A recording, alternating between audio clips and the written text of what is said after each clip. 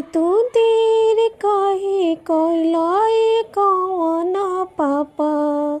हरदी हो गइले अनमोल सोना पापा हो। हरदी हो गइले अनमोल।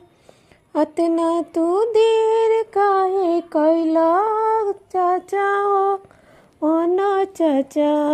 हरदी हो गइले अनमोल सोना चाचा हो।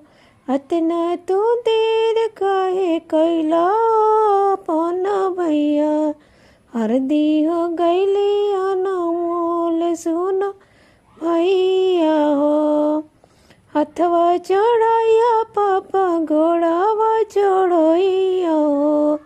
मुहवा से दिहा आशीर्वाद मोरे पापा हो। मुहवा से दिहा आशीर्वाद। हथवा चढ़ैया चाचा गोड़वा चढ़ै हो। मुहवा से दिहा आशीर्वाद ए चाचा हो। मुहवा से दिहा आशीर्वाद। हथवा चढ़ैया भैया गोड़वा चढ़ै हो। मुहवा से दिहा आशीर्वाद मोरे चाहो। मुहवा से दिहा आशीर्वाद। पापा हो कवन पापा धन रौरा बनी जी। धन रौरा बनी जी कहिया के हरदी सचल रौरा बनी जी। कहिया हरदी सचल रौरा बनी जी। बेटी हो कवन बेटी अत सुकवर जी। अत सुकवर जी हरदी के पानी पड़ी जइहे को मिलाई जी। हरदी के पानी पड़ी जइहे को मिलाई जी। चाचा हो कवन चाचा धन रौरा बनी जी।